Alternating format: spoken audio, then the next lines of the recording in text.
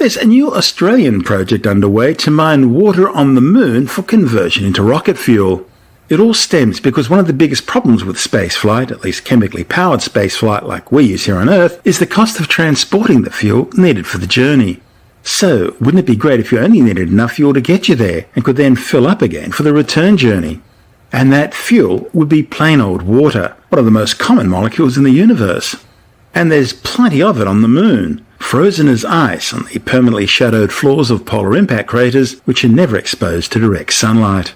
Water molecules have also been detected in the thin layers of gas floating just above the lunar surface. Of course, water in the chemically related hydroxyl group can also exist in forms other than normal water molecules, by being chemically bound as hydrates and hydroxides to lunar minerals. And there's strong evidence suggesting that low concentrations of these hydrates and hydroxides cover much of the lunar surface. Finding water on the moon is important. Firstly, astronauts can drink it, they can break it down into oxygen and hydrogen and use the oxygen for breathing, and of course the oxygen and hydrogen constituents are also the ingredients of rocket fuel. Making rocket fuel out of water on the moon would significantly cut down the cost of carrying out space missions. Now, Professor Andrew Dempster and colleagues from the University of New South Wales are looking at the commercial viability of mining water on the moon to produce that rocket fuel. Dempster believes Australia is uniquely placed to carve itself out a niche in the global space industry by exploiting its position of strength in mining expertise to off-Earth mining. He says Australia has a natural advantage. It already has the world's best mining research, technology and automation tools and the planet's largest mining companies. The major deterrent for industry involvement has been the lack of understanding of the commercial viability associated with this type of project, and of course the perceived investment risk profile of off-Earth mining. Dempster and colleagues want to create the engineering machinery, mining methods, energy resources and communications required to make such operations viable.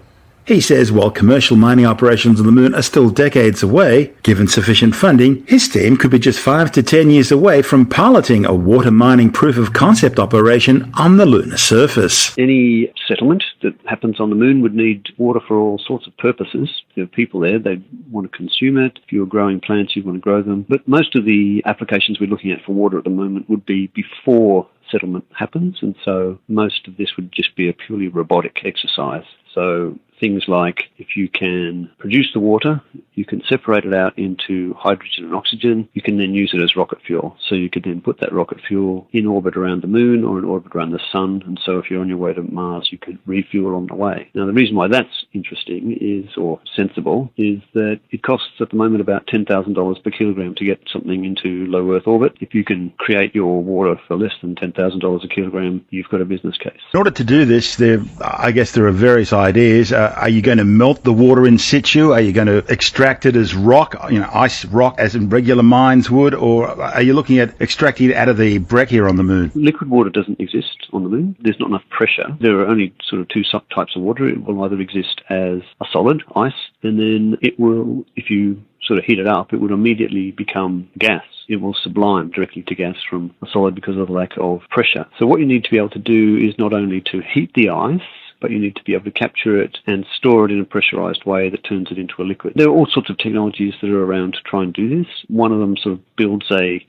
bubble over the top of the regolith, which is the lunar soil, and you can apply heat to it and you can extract the water in that way and then gather it together into a container, pressurize it, separate it into the hydrogen and oxygen. The technologies being looked at to achieve this, they're being experimented with now. Are you more interested in this, or are you more interested in the actual robotic, the autonomous vehicles that will be doing the extraction and then processing? Well, we have a very wide range of interests. I mean, we have students looking at the ethics of this issue, how you might do an environmental impact statement, how you actually come up with business cases and how you can close them, which mining methods you might use to extract or to get the rock into a state where you can convert the ice into water, and mission design, how you look at the whole mission, where you put the resources, where you'd want to land, how you power the robots. So right across the range of research topics, we're looking at all of these things. SpaceX are already looking at missions to examine examine the feasibility of mining at the lunar South Pole. Is this something you want to get on board with, or are you guys looking at a totally independent approach? We're hoping to work with whatever partners or whoever would like to work with us. There are various companies at the moment. I don't necessarily want to name them, but some of the large international space companies have a very strong interest in Australia at the moment, partly because we set up our space agency last year, but also just because the space industry here is growing very rapidly, regardless of anything to do with the agency. We've gone from having 2 space startup companies 5 years ago to having over 100 now. It's a really exciting place to be looking at space, and that's attracting a bit of interest for some of these international partners. There's a logic to examining mining as a niche for Australia. We have the largest mining companies are based here. You know who they are, the BHPs and Rio Tintos of this world. We have the best mining researchers in the world here, mining engineering, and we have the strongest mine automation. So those mines up in the north of Western Australia where there are no people in the mines, they've been operating for a number of years now. And successful trials with automated trains too. And they're like 32,000 tonne trains. They're not little things. No. But to some extent, the degree of automation of those mines at the moment is not high enough to do in space. So by that I mean there's still a fair bit of communication between the mine and the headquarters.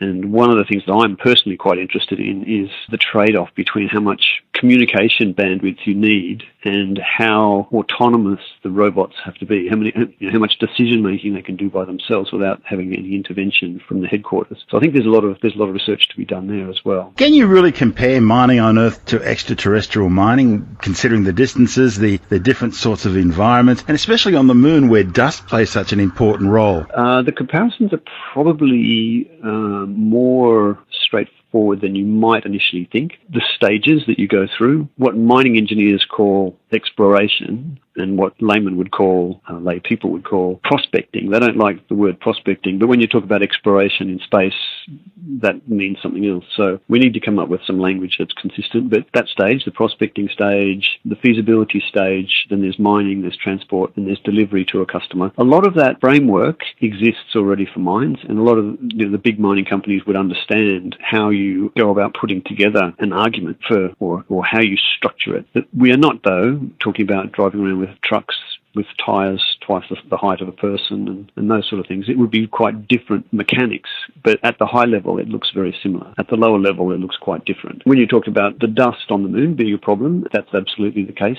You need to have very highly reliable equipment. Maintenance is one of the things that is very important for terrestrial mining, even more so in space, because you can't send a person along to go and fix your robot for you. But when they talk about mining in a very remote place like the moon, the challenges are quite similar to, for instance, mining in the deep sea, in the deep oceans. So because, again, it has to be very remote, there's a degree of autonomy. There are environmental challenges. They're different challenges, but it's still the same general problem. So I think we've got a lot of clever people working on some of those problems already, and I think if we were to start looking at mining in space, we could then be learning lessons that we could apply on Earth. Well, the United States is already looking at a successor to the International Space Station in the form of a new space station, which would be at one of the Lagrange positions between the Earth and the Moon. So it'll always sort of remain, though not orbiting the Moon, it'll sort of always remain in that position, and that would be a jump-off point for regular excursions, explorations, prospecting, whatever you want to call it, to the lunar surface. I believe that's where some of the first mining techniques of an extraterrestrial nature are going to be formulated and practiced. Yeah. I wasn't going to mention the Lagrange point, but that's fine. That's actually, they're probably more likely to deliver these fuels to those points. And yes, we're getting quite a lot of interest in the US. They've named 9 partners that they would like to deliver payloads onto the lunar surface.